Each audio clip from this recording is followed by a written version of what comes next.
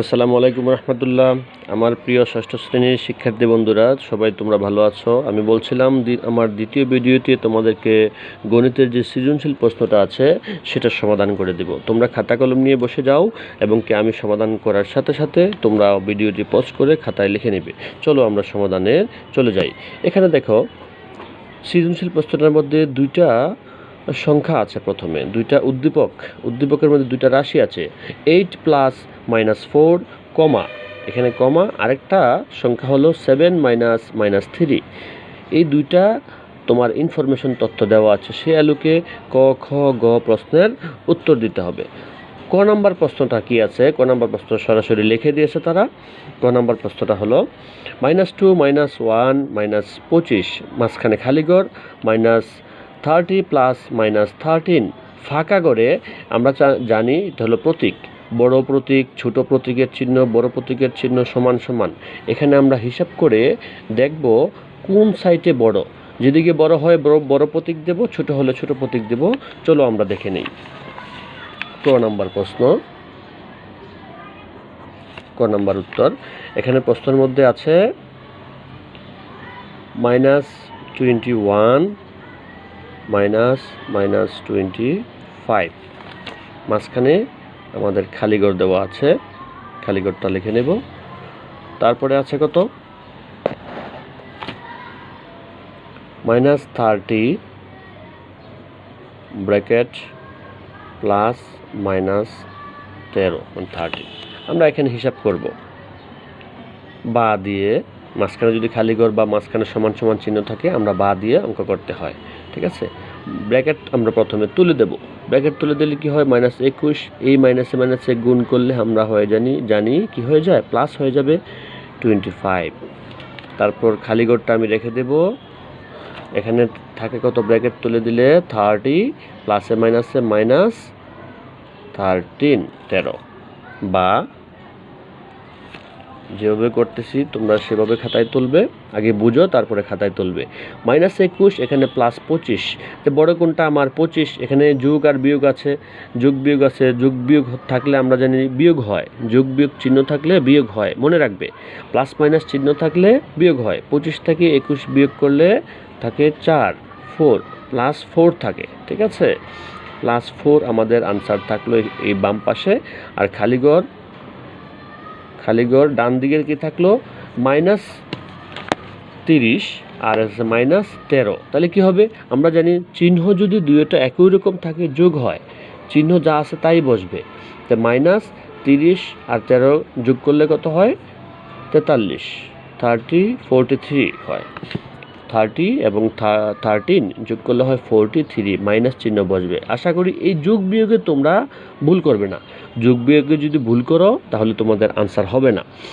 খুব মনোযোগ দিয়ে দেখবে। প্লাস মাইনাস যদি দুইটা থাকে তাহলে বিয়োগ হয়, যার চিহ্ন বড়, যে সংখ্যাটার চিহ্ন বড় সেই চিহ্নটা বসবে। আর চিহ্ন যদি একই রকম হয়, দুইটাই মাইনাস আছে, মাইনাস চিহ্ন বসবে, দুইটা যোগ হয়ে যাবে। আশা করি তোমরা বুঝতে পারছো। এখন দেখো তো কোনটা বড়? +4 বড় নাকি -43 বড়? বড় কোনটা, ছোট কোনটা? এখান থেকে আশা করি তোমরা সবাই, কেউ মনে করবে স্যার 43 সংখ্যা তো অনেক বড়, 4 তো ছোট। আর যারা বুঝবে তারা বলবে 4 বড়, 43 ছোট। হ্যাঁ, এটাই হচ্ছে উত্তর। -43 হচ্ছে ছোট। কেন? মাইনাস আছে, এই মাইনাস চিহ্নটাই হচ্ছে ঋণাত্মক। এটা মাইনাস মানে কম, প্লাস মানে বড়, ঠিক আছে। প্লাস মানে অনেক বড় সংখ্যা, তাহলে চিহ্ন হবে বড়টা এদিকে, এই চিহ্নটা হবে আমাদের উত্তর, হবে এটা আনসার। আশা করি এভাবে যারা পরীক্ষা দিয়েছো তাদের উত্তর হবে। খ নাম্বার উত্তরে আমরা কি যাই? খ নাম্বার প্রশ্নতে যাই, দেখি কি আছে। দেখো শিক্ষার্থী বন্ধুরা, খ নাম্বার যে প্রশ্ন, এখানে লেখা আছে উদ্দীপকের প্রথম অংশ। উদ্দীপক হচ্ছে এই দুইটা যে সংখ্যা দেওয়া থাকে, এই দুইটা সংখ্যার নাম হচ্ছে উদ্দীপক। এখানে তোমরা ক্লাস 6-এ নতুন যারা পড়তেছো, উদ্দীপক কথাটা তোমরা বুঝো নাই, সামনে আরও বুঝবে, আরও প্র্যাকটিস করবে, আরও ক্লাসে শেখানো হবে, তোমরা আশা করি ক্লিয়ার হবে। এখন তোমরা বুঝে যাও উদ্দীপক জিনিসটা কি। উদ্দীপক মানে হলো সৃজনশীল প্রশ্ন থাকলে ক খ গ এর উপরে যেই তথ্যগুলা ইনফরমেশনগুলা থাকে সেগুলোকে বলা হয় উদ্দীপক। ওকে, উদ্দীপকের অংশ। তাহলে এখানে দুইটা অংশ আছে উদ্দীপকের মধ্যে, 8 প্লাস -4, 7 মাইনাস -3। এখানে উদ্দীপকের প্রথম অংশ সংখ্যা রেখা ব্যবহার করে যোগ করো।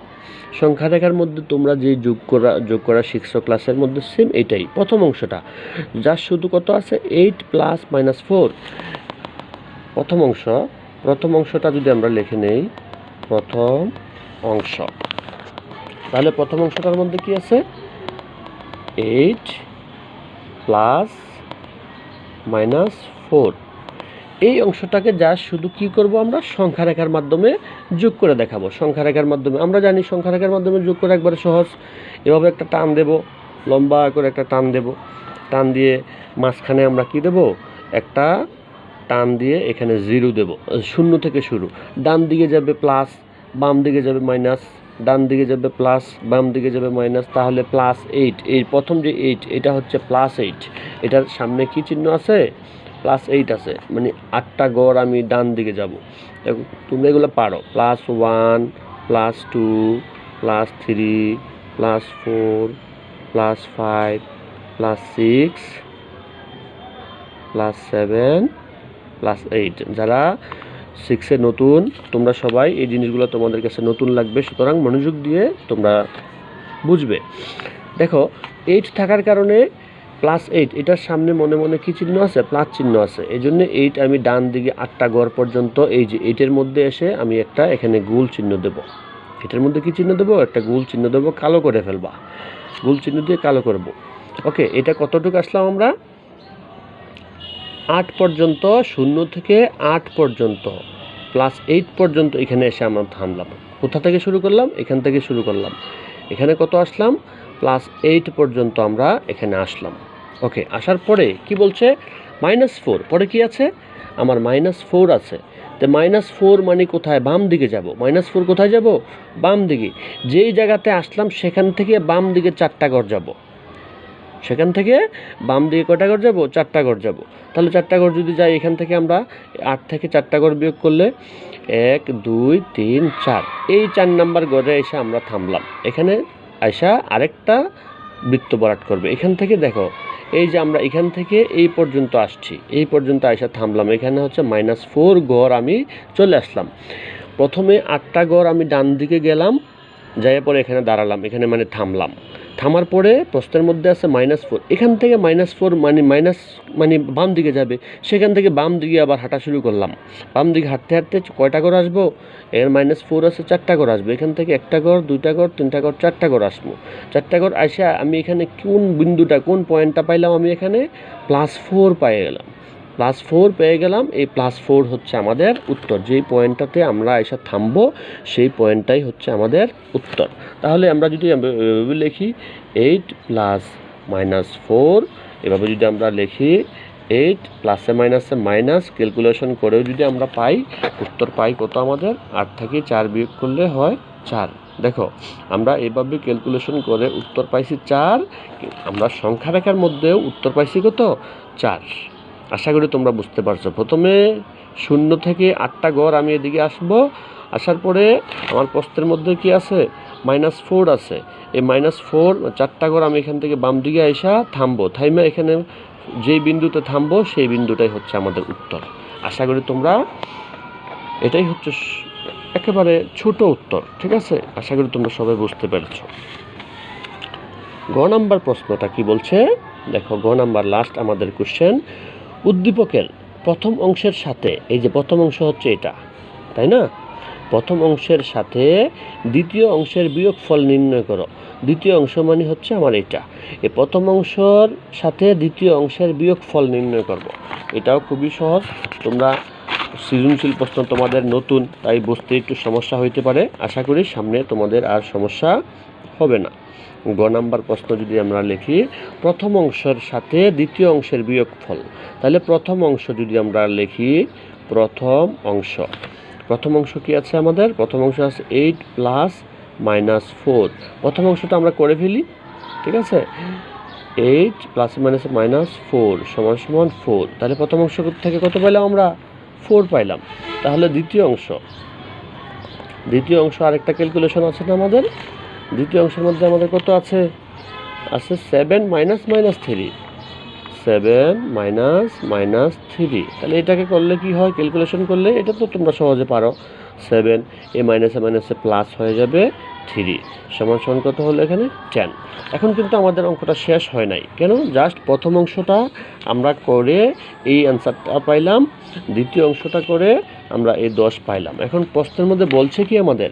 বলছে প্রথম অংশের সাথে দ্বিতীয় অংশের বিয়োগ ফল নির্ণয় করো। তাহলে প্রথম অংশ থেকে দ্বিতীয় অংশ কী করতে হবে?